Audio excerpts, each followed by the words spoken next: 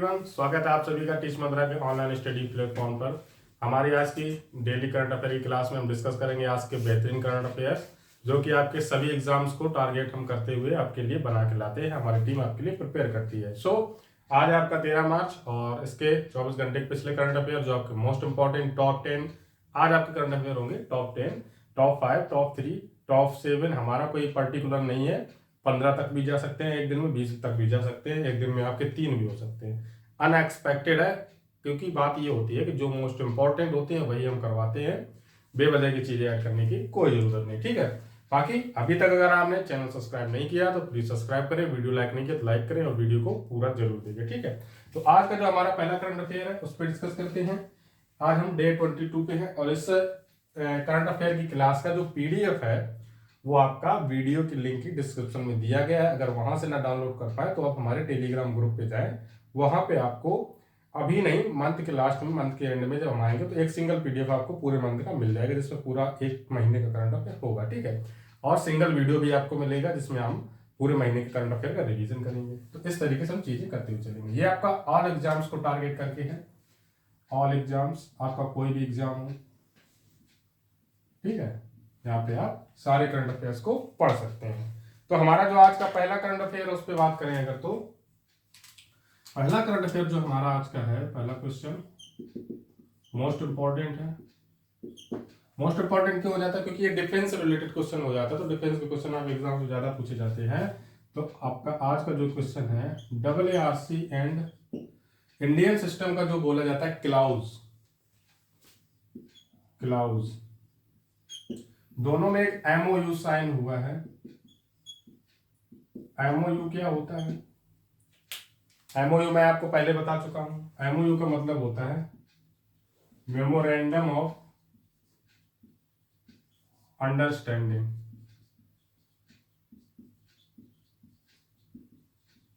ठीक है, इसको नोट कर ले। मेमोरेंडम ऑफ अंडरस्टैंडिंग होता है। इसको साइन किया गया किसके किसके भी? तो आपका जो ऑस्ट्रेलिया का आर्मी मतलब सेना प्रमुख का औद्योगिक संचारित संस्थान है ऑस्ट्रेलिया का, जिसको AARC बोला जाता है, और इंडिया का जो थिंक टैंक है सेंट्रल बोला जाता है, जिसको क्लॉज बोला जाता है, थिंक सेंटर फॉर लैंड का फॉर्मेशन का वेलफेयर एसोसिएशन का जो बोला जाता है थिंक टैंक। थिंक टैंक का मतलब क्या होता है? योजनाओं पे कार्यान्वयन करना, मतलब क्रियान्वित करना, योजनाओं को बनाना, किसी देश की योजनाओं को बनाना। वो योजनाएं चाहे आपका डिफेंस रिलेटेड हो या किसी भी चीज को, वो थिंक टैंक हमेशा प्रॉपर काम करता है। अगर आपके PMO चाहेंगे कि मुझे 24 घंटे के अंदर इस चीज को सॉल्व करना, इस प्रॉब्लम को सॉल्व करना, तो उस प्रॉब्लम को किन लोगों के पास सेंड करेंगे? थिंक टैंक के पास सेंड करेंगे, क्योंकि थिंक टैंक उसका नाम ही है। क्योंकि उस जो ग्रुप है वो जो थिंक टैंक, इसके ग्रुप के अंदर कई लोग होते हैं जो कि IAS ऑफिसर्स होते हैं, आपके सीनियर ऑफिसर्स होते हैं जो कि अपनी बेहतर सेवा देते हुए आए हैं, उनको उस ग्रुप में रखा जाता है। तभी इसको क्लॉज बोला जाता है, क्लॉज बोला जाता है। जो भी आप बोले, प्रोनाउंसिएशन का फर्क हो सकता है। तो क्लॉज बोलने की वजह से इसको थिंक टैंक बोला जाता है। Think tank centre for land welfare warfare association जो बोला जाता है, स्टडीज बोल देंगे, एसोसिएशन बोल देंगे, यहाँ पे स्टडीज बोल देंगे। तो यहाँ पे अगर हम इसका फुल फॉर्म लिखना चाहें तो फुल फॉर्म लिख सकते हैं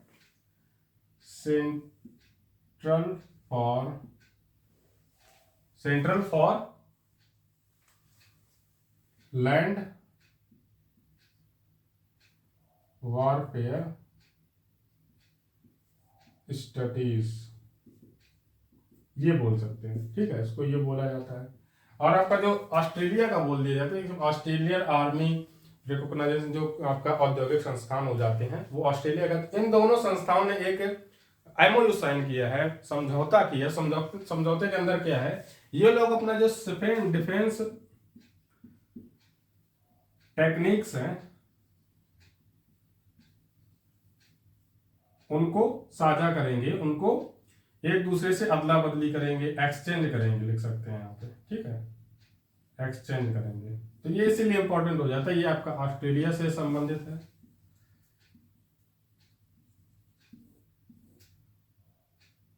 ऑस्ट्रेलिया, ये आपका इंडिया का हो गया, जिसको थिंक टैंक बोला जाता है, think tank of India. Defence के लिए काम करेंगे, सब चीज के लिए काम करता है संस्थान आपका।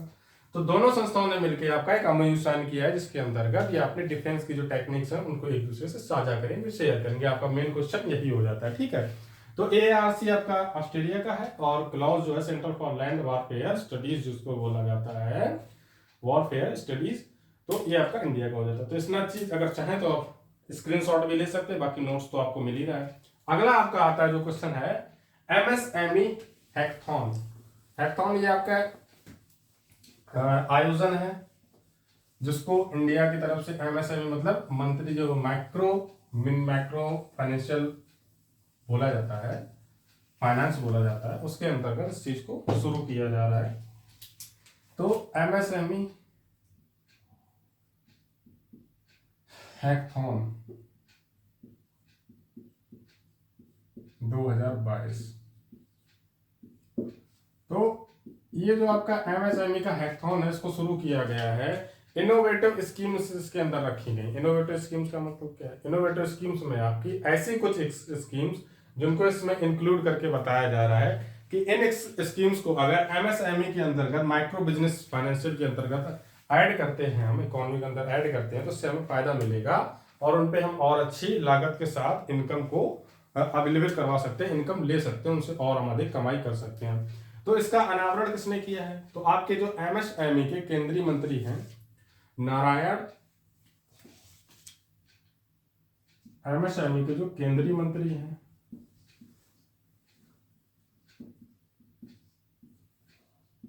नारायण देव,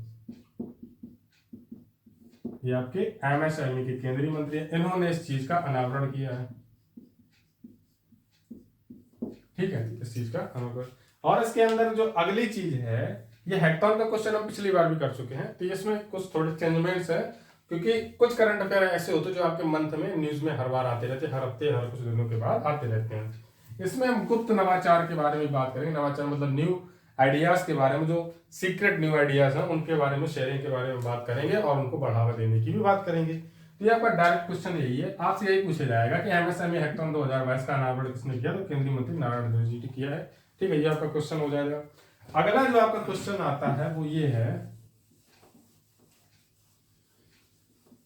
अगले क्वेश्चन में हम बात करेंगे कि जो आपका मुख्यमंत्री हैं आपके त्रिपुरा के, उन्होंने 4 श्रमिक कल्याण प्रकरण, मुख्यमंत्री 4 श्रमिक कल्याण संकल्प, ये आपकी एक योजना है, किस राज्य के द्वारा शुरू की गई है? तो ये आपकी त्रिपुरा राज्य के द्वारा शुरू की गई है, त्रिपुरा, ठीक है। यहाँ के आपके मुख्यमंत्री कौन है? CM है बिप्लब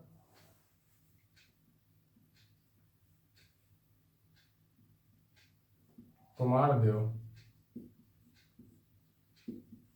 और यहाँ के जो गवर्नर है वो आपको बताना है कौन है, क्वेश्चन मार्क, ठीक है, वो आपको कमेंट बॉक्स में बताना है, ठीक है। तो ये आपकी त्रिपुरा गवर्नमेंट ने मुख्यमंत्री 4 श्रमिक कल्याण योजना, यहाँ पे चाय से मतलब है चाय के रिलेटेड जो चीजें हैं, मतलब चाय, क्योंकि त्रिपुरा की बात कर रहे हैं, तो त्रिपुरा आपका 7 सिस्टर्स ऑफ इंडिया में से एक स्टेट बोला जाता है। जो आपकी 7 सिस्टर्स ऑफ इंडिया है,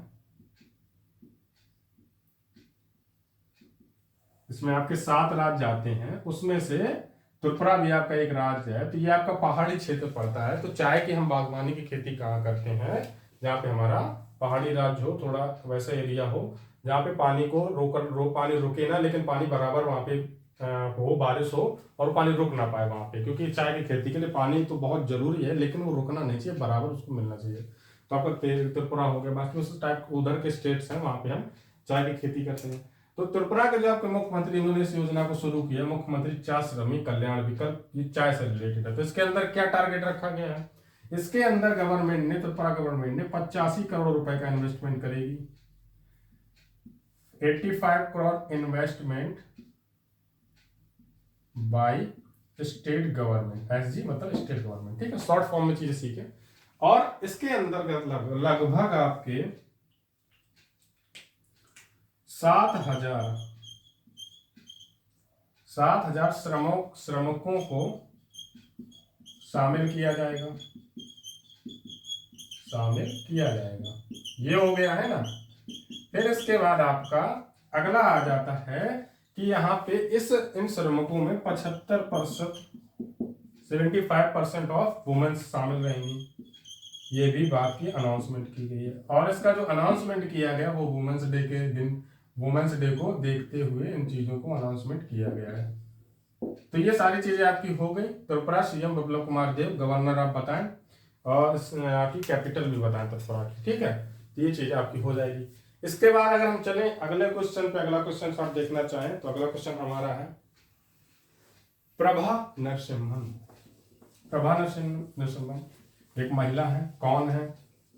इनको एमडी और सीईओ नियुक्त किया गया है, managing director and chief executive officer बोला जाता है, सीईओ।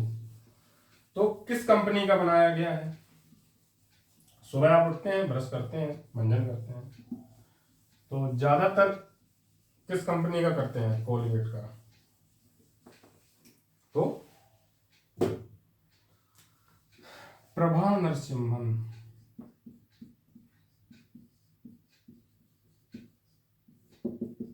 ये महिला है एक आपकी। इनको जो आपकी Colgate Palmolive, Colgate Palmolive India limited company है ना, कोलगेट, कोलगेट कंपनी जो इंडिया में है, इसका जो पेटेंट कंपनी है उसको बोला जाता है कोलगेट पॉमले इंडिया। मतलब पेटेंट कंपनी का होता है कि कोलगेट के नाम से मंजन बिक तो रहा है, लेकिन इस कंपनी की जो फादर कंपनी है, मतलब आपके भी तो मम्मी पापा होते ना, तो आप पेटेंट है अपने मम्मी पापा के। इसको मतलब मजाक की बात है ये, आप सीरियस मत ले लेना। तो कोलगेट पॉमले इंडिया ये एक पेटेंट कंपनी है जिसके अंदर कोलगेट ब्रांड बनाया जाता है। तो ये कंपनी वैसे तो न्यूयॉर्क की है, ठीक है,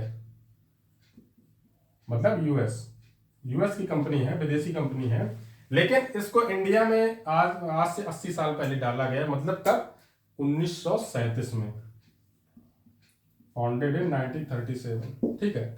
इंडिया में कोलगेट पॉमले इंडिया की स्थापना हुई 1937 में, लेकिन ये रियल में कंपनी जो आपकी थी, यहाँ पे इंडिया नहीं होगा, फिर इंडिया हटा दे तो कोलगेट पामेलियो लिमिटेड जो कंपनी आपकी है वो न्यूयॉर्क यूएस की कंपनी है, जो इंडिया में 1937 में आई। वहां पे यहाँ पे फिर मंजन बनाना स्टार्ट किया, बाकी चीजें भी तो बनाते हैं ना, ब्रश वगैरह बाकी चीजें भी बनाते हैं, कोलगेट की जो ब्रांड आती है अलग अलग। तो प्रभा नरसिम्हम अब इस कंपनी की एमडी एंड सीईओ होंगी, ठीक है, मतलब मैनेजिंग डायरेक्टर और चीफ एग्जीक्यूटिव डायरेक्टर, जो कि इंडियन हेडक्वार्टर के दौरान ये काम करेंगे। इंडिया में जो कंपनी का हेडक्वार्टर है उसमें ये काम करेंगे, उसकी मेन डायरेक्टर होंगी या मैनेजिंग डायरेक्टर होगी। और विशेष स्थिति में पेरेंट कंपनियां जो आपकी होती है, मैंने उसमें एक लाइन ऐड की है, तो उसमें काफी चेंजमेंट्स हो सकते हैं, काफी चेंजमेंट्स आ सकते हैं। भारत में ये कंपनी 80 साल से टिकी हुई है, 80 साल से है। बाकी इस कंपनी की जो रियल में स्थापना हुई वो तो बहुत पुरानी है, लगभग 80s के टाइम की है। 80s मतलब 18 के टाइम्स की है, 1800 कुछ के समय की है, तो वो बहुत पुरानी बात हो जाएगी। आपसे ये नहीं पूछा जाएगा, ये आपको जीके के दौरान क्वेश्चन आपको मैं बता देता हूँ, ये चीजें हैं रियल में न्यूयॉर्क की। बाकी आपसे डायरेक्ट क्वेश्चन यही पूछा जाएगा कि कोलगेट पामेलियो इंडिया लिमिटेड की नई एमडी और सीईओ कौन बनी है? तो प्रभा नरसिम्हन। डायरेक्ट क्वेश्चन आपका क्लियर हो जाएगा, ठीक है। इसके बाद जो आपका अगला क्वेश्चन आता है वो ये है, केंद्रीय मंत्री हैं आपके भूपेंद्र यादव। कल हमने इनकी बात की थी, कल या परसों के करंट अफेयर में इनके बारे में बात की थी। तो केंद्रीय मंत्री जो आपके भूपेंद्र यादव हैं, सेंट्रल मिनिस्टर हैं। इन्होंने एक बुक का अनावरण किया। बुक है आपकी एक बुक, मोस्ट इंपॉर्टेंट बुक्स हो जाती हैं आपकी एग्जाम्स को देखते हैं। तो एक बुक है, बुक का क्या नाम है? Role of labour in India's development. Role of labour in India's development, ये आपकी बुक है। बुक को लिखें, मोस्ट इंपॉर्टेंट है। तो इसका विमोचन किसने किया? विमोचन मतलब लॉन्च करना होता है ना, विमोचन का मतलब मैं बता चुका हूं, किसी चीज को लॉन्च करते हैं तो उसको विमोचन भी बोलते हैं, अनावरण बोल देते हैं। और हाँ, ऐसे वर्ड बोले जाते हैं। तो इसका विमोचन किन्होंने किया है, किसने किया है? तो आपके केंद्रीय मंत्री भूपेंद्र यादव। केंद्रीय मंत्री भूपेंद्र यादव। देन एक बात आती है कि इस बुक को छापा किसने, या मतलब इसका जो प्रकाशित किया है किसने किया है? प्रकाशित तो आपके वीवी श्रम संगठन है, वीवी गिरी श्रम संगठन, वीवी गिरी श्रम संगठन, इन्होंने उस बुक को प्रकाशित किया है। बुक का क्या नाम है? सॉरी, यहाँ पे मिस्टेक लिखा, role of labour in India development. ये आपकी बुक हो जाती है role of labour in India development. Most important होती है आपकी बुक, क्योंकि इस समय जो श्रमिकों लेबर्स की बात है उसके बारे में बहुत सारी चीजें चल रही हैं। तो आपके एग्जाम्स में मोस्ट इंपॉर्टेंट हो जाता है कि इस बुक का विमोचन किसने किया? केंद्रीय मंत्री भूपेंद्र यादव। और प्रकाशित किसने की है? वीवी गिरी श्रम संगठन है। तो ये कंबाइंड बुक है, इसमें राइटर्स वगैरह के बारे में नहीं बोला गया है। डायरेक्ट इस बुक को लॉन्च किया गया है वीवी गिरी श्रम संगठन द्वारा, या फिर ऑर्गेनाइजेशन इंडिया का, उन्होंने इस बुक को प्रकाशित किया है, छापा है। ठीक है, तो अगला जो आपका क्वेश्चन आता है उस पर आते हैं फिर। वीडैम सॉरी, वीडैम डेमोक्रेसी इंडेक्स को जारी किया गया है। तो इसमें हम देखेंगे कि भारत का कौन से नंबर का स्थान है। अगला जो आपका आता है वीडैम डेमोक्रेसी इंडेक्स, है ना। तो वीडैम डेमोक्रेसी इंडेक्स आपका जो हो जाता है, तो ये रिपोर्ट आपकी जो आई है इसमें भारत का कौन सा स्थान है? तो इसमें आपका भारत का जो स्थान है वो 93 नंबर पे, 93rd नंबर पे इंडिया। ठीक है, 93rd नंबर पे आपका इसमें इंडिया आ जाता है। और टोटल इसमें कितने देश हैं? तो टोटल इसमें आपके 193 कंट्री भी शामिल है। 193 देशों में 193 देशों में भारत आपका, इंडिया 93 नंबर पे है। ठीक है, अब बात करते हैं कि वीडैम डेमोक्रेसी इंडेक्स है, इसको जारी कौन करता है और क्या है? तो स्वीडन की गोथेनबर्ग विश्वविद्यालय द्वारा ये जारी किया जाता है। जारी करता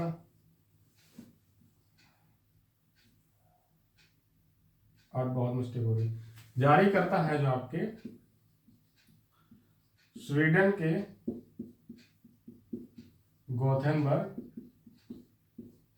विश्वविद्यालय द्वारा।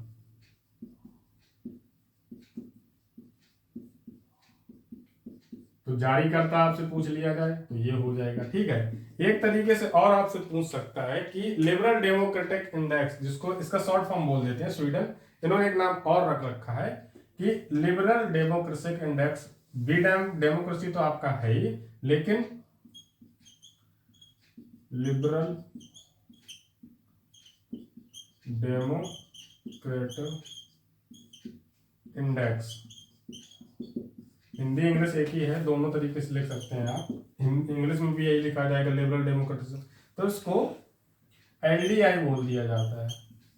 तो ये एलडीआई है आपका, जो इसके अंदर काम करते हैं आपके स्वीडन के गोथेनबर्ग विश्वविद्यालय। इस नाम से रिपोर्ट आपकी है जो वो पब्लिश होती है, किस नाम से? Liberal democratic index. और इसका जो शब्द मतलब नाम होता है वो रख दिया गया है वीडैम डेमोक्रेसी इंडेक्स। तो इसमें दोनों चीजों को मिला दिया गया है। तो इसका एक तरीका ये होता है कि इसमें हम 4 पैमाने पे बात करते हैं। किसी भी कंट्री को 4 श्रेणियों में बांटा जाता है, फिर उसके हिसाब से स्कोर करा जाता है, स्कोर दिया जाता है, फिर उसके हिसाब से ये बताया जाता है कि इस कंट्री का जो फ्री ऑफ डेमोक्रेसी है वो किस नंबर पे आती है। लेकिन इंडिया को किस तरीके से बोला गया, अगर ये पूछा जाए कि अगर इंडिया 93 नंबर पे है तो इंडिया को किस कैटेगरी में रखा गया है, किस कैटेगरी में बांटा गया, अगर आपसे ये पूछा जाए तो चुनावी निरंकुशता, चुनावी निरंकुशता, ये आपका वर्ड इस क्वेश्चन में मोस्ट इंपॉर्टेंट हो जाता है।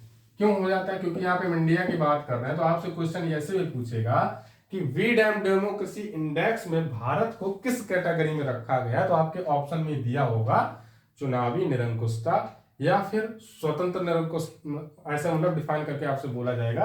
आपको ये याद रखना है भारत अगर 93 नंबर पे है, ये याद रखो। चुनावी निरंकुशता इस कैटेगरी में है, ये याद रखो। किसके द्वारा जारी किया जाता है? स्वीडन के गोथनबर्ग विश्वविद्यालय द्वारा जारी की जाती है। और इसका जो पैमाना होता है LDI, इसकी जो कैटेगरीज है LDI बनाता है, LDI लिबरल डेमोक्रेसी इंडेक्स, उसके द्वारा डिफाइन किया जाता है। ये सारी चीजें आपकी हो गई। इसमें आपको 4 कैटेगरी में डिवाइड किया जाता है। 4 कैटेगरी होती हैं कैटेगरी, और उसके आधार पे हम नंबर्स देते हैं, सारी कंट्रियों को स्कोर करते हैं। इसके बाद आ जाएगा इरडा। इरडा बोला तो IRDAI हो जाता है, insurance authority and development authority of India, भारतीय इंडियन इरडा बोला जाता है, इरडाई, इरडाई। तो इसको हम क्या बोल देते हैं? इसको हम बोल देते हैं भारतीय बीमा नियामक और विकास प्राधिकरण। ठीक है, जो आपका insurance regulation development authority of India बोल दिया जाता है। Insurance regulation development authority of India मतलब भारतीय बीमा नियामक और विकास प्राधिकरण। तो इसके जो नए चेयरमैन बने हैं, कौन बने हैं? इसके न्यू चेयरमैन हैं, जो न्यू चेयरमैन है वो कौन बने हैं? इसके जो नए चेयरमैन बने हैं देवाशीष पांडा, देवाशीष पांडा, इसके जो नए चेयरमैन बने हैं। ठीक है, इसके नए चेयरमैन हो गए। और देवाशीष जो आपके पांडा हैं, ये पहले पूर्व वित्तीय सचिव रहे हैं, मतलब फाइनेंस सेक्रेटरी रहे हैं सेंट्रल गवर्नमेंट में। पूर्व वित्तीय सचिव रहे हैं जो आपके देवाशीष पांडा है। इसके अलावा ये उत्तर प्रदेश के IS कैडर, IS रैंक पे उत्तर प्रदेश कैडर के कैडर से IS पे नियुक्त रहे हैं, IS में नियुक्त रहे हैं। ठीक है, ये भी आपसे मतलब ये तो एडिशनल इंफॉर्मेशन होगी ना। डायरेक्ट आपसे ये पूछा जाएगा कि भारतीय बीमा नियामक और विकास प्राधिकरण के नए चेयरमैन कौन बने हैं। अगला आपका आता है कि पहला drone school, most important question, direct आपके एग्जाम में आएगा, जरूर जरूर पूछा जाएगा। तो first drone school of India, first drone school of India मतलब प्रथम ड्रोन स्कूल भारत का, ये क्वेश्चन आपका बन जाएगा। ठीक है, दोनों तरीके से, हिंदी और इंग्लिश में। तो इसका जो स्कूल कहाँ खोला जा रहा है, तो लिखेंगे मध्य प्रदेश, राजधानी भोपाल। अगला अगर पूछा जाए किसके द्वारा अनावरण किया गया, खोला जा रहा है, तो ज्योतिराव सिंधिया। किस स्थान पे खोला जा रहा है, तो मध्य प्रदेश में ग्वालियर।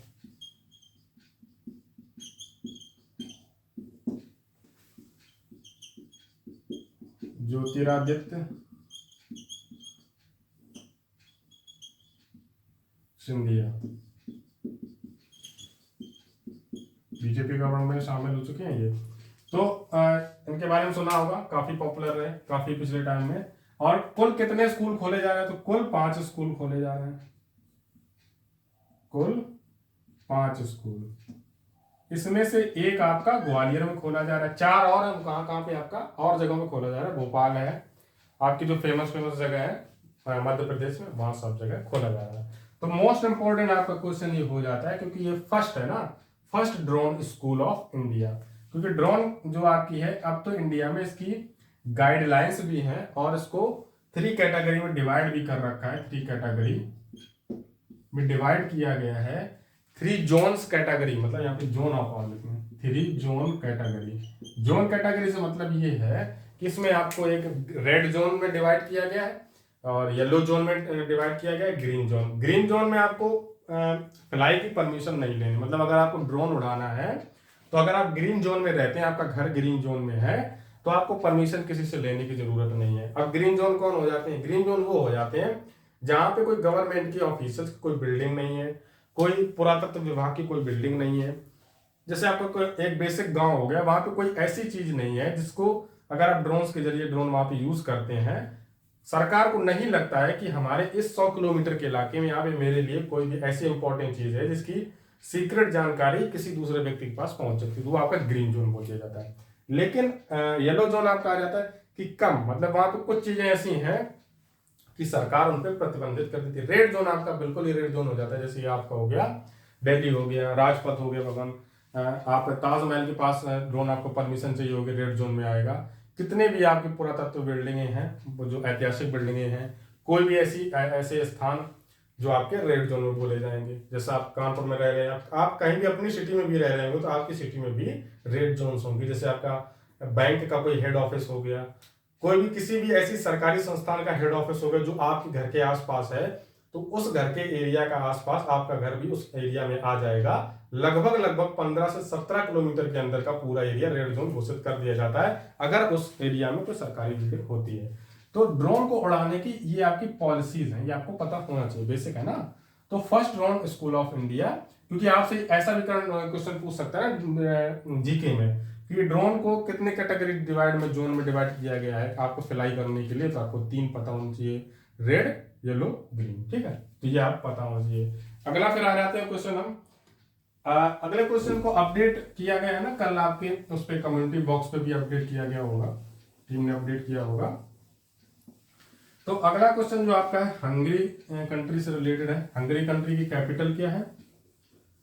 बुडापेस्ट। बुडापेस्ट आपने सुना होगा। अब बुडापेस्ट का मतलब ये नहीं है कि कोई बूढ़ा व्यक्ति मंजन कर रहा है, ठीक है। बुडापेस्ट जगह का नाम है, बहुत ही खूबसूरत जगह है, जॉब लगने के बाद आप सबको वहीं घूमने जाना चाहिए।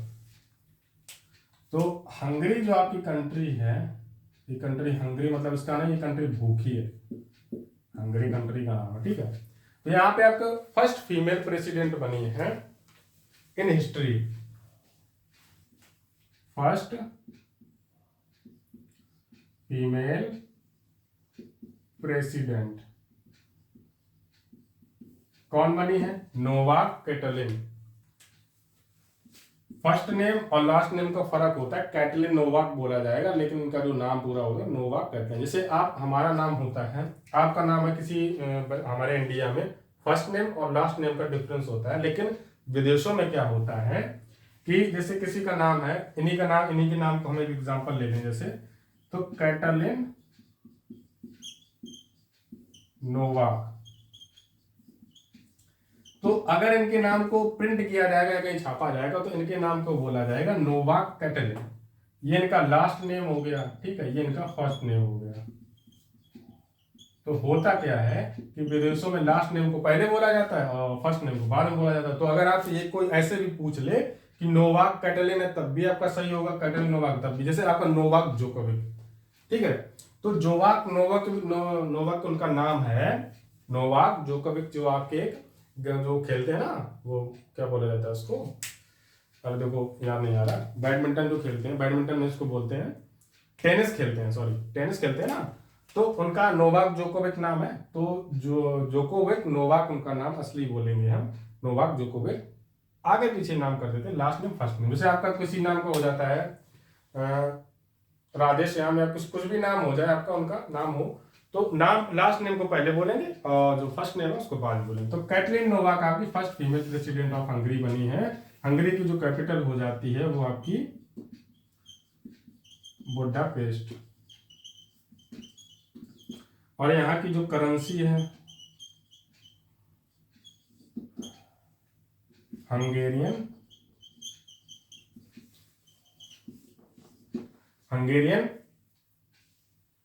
फॉरेंट, यहाँ की करेंसी जो बोला जाता है हंगेरियन फॉरेंट बोला जाता है। कैपिटल क्या है? कैपिटल आपकी बुडापेस्ट हो गई। फर्स्ट फीमेल प्रेसिडेंट है कैटलिन नोवाक। ये नीति और पारिवारिक समाजशास्त्र जो होता है ना, नीति और पारिवारिक समाजशास्त्र, उसकी ये हेड रही थी। तो उसकी वजह से इनको वहाँ का हंगरी का फर्स्ट फीमेल प्रेसिडेंट, और ये यूरोप की कंट्री है आपकी, यूरोपीय यूनियन के अंदर, ईयू के अंतर्गत आती है, इसको बोला जाता है यूरोपियन यूनियन। हो गया पूरा क्लियर। अगला आ जाते हैं टाइगर वुड्स।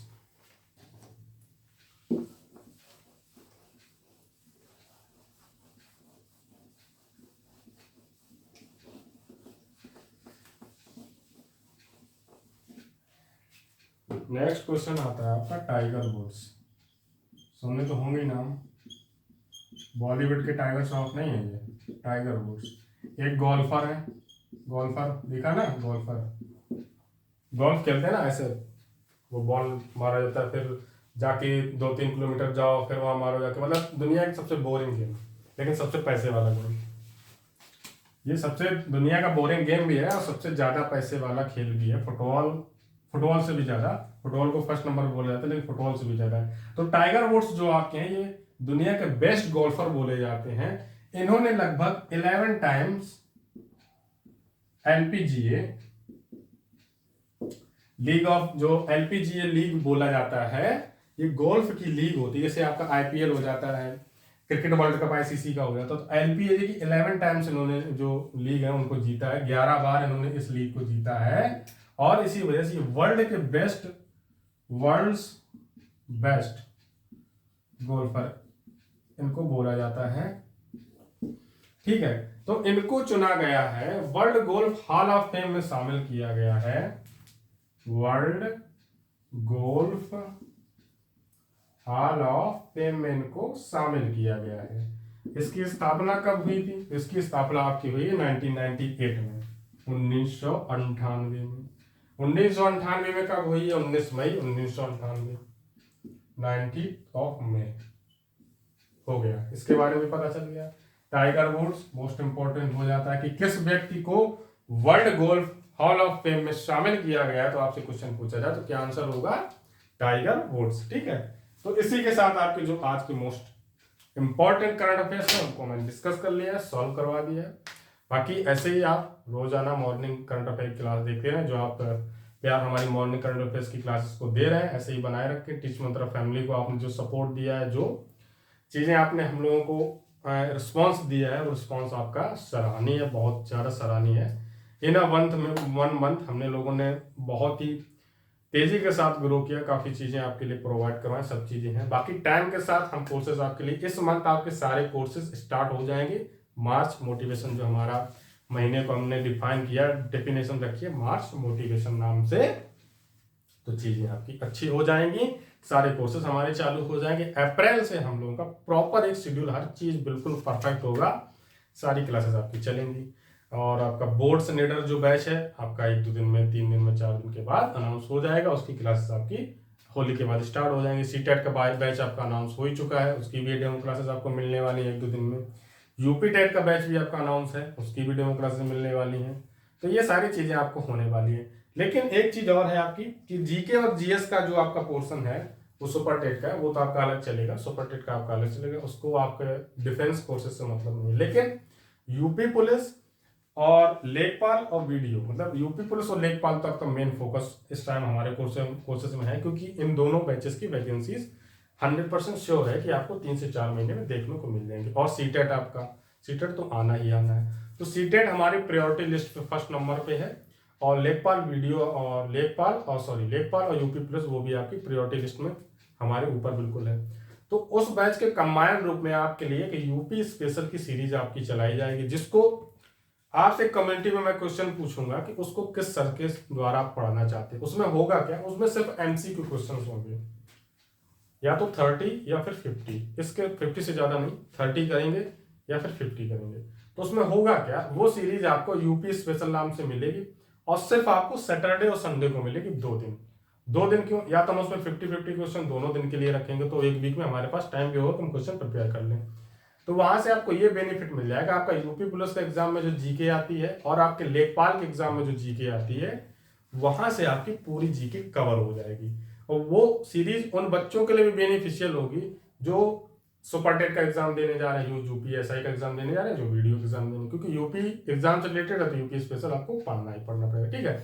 तो वो सीरीज आपकी 2 दिन चलेगी, सैटरडे और संडे को 50 क्वेश्चन एमसीक्यू के होंगे, डिस्कशन करते हुए चलेंगे। कोई भी क्वेश्चन होगा उसको डिस्कशन कर लेंगे, तो आपका रिवीजन भी होता रहेगा। 1-1.5 घंटे की जो भी क्लास होगी, 2 क्लासेस आपको मिलने लगेंगी होली के बाद से। तो उन बच्चों को एक साइड मिल जाएगा कि हाँ मेरे लिए भी एक ऐसी चीज चल रही जिससे मैं बहुत कुछ बेनिफिट ले सकता हूँ। बाकी जो कोर्स है, वो सब्जेक्ट, वो चीजें आपकी सब चलेंगी, उसमें कोई कटौती नहीं की जाएगी। यूपी पुलिस का प्रॉपर बैच चलेगा, लेखपाल का प्रॉपर बैच चलेगा, सुपर टेट का तो चल ही रहा है, हमने खत्म करने की ओर हम काफी तेजी से बढ़ रहे हैं। सीटेट का स्टार्ट होने वाला है। सीटेट का आपका 90 डेज का क्रैश कोर्स होगा, सब नंबर दिन में सब खत्म, ठीक है, सारा चीज आपको क्लियर हो जाएगा।